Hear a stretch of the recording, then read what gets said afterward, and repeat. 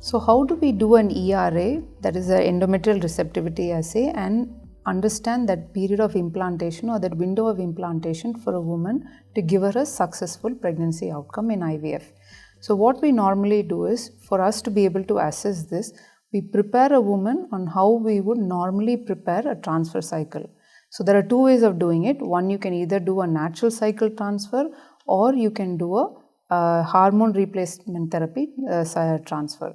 So how do we do a natural cycle transfer? We will give the woman oral ovulogens for about 5 days, ask her to come back in about 10 days to assess her endometrium and follicle growth, and based on that, we will start progesterone and do the biopsy. If we are doing a hormone replacement therapy cycle, we will start hormones, that is especially estrogen, on the day 2 of the cycle. Estrogen can be given for a period of 12 to 14 days. We'll ask the woman to come back, we'll check the endometrial thickness, we'll do a few hormonal assays and then start progesterone. And once we start progesterone, we will plan the biopsy in about after giving 6 days of progesterone.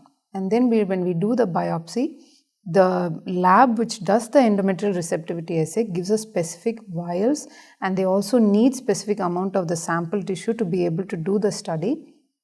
And usually the analysis takes about a week, 10 days for us to get the report. Based on the report, it will tell us also what we may have done wrong in the previous cycles.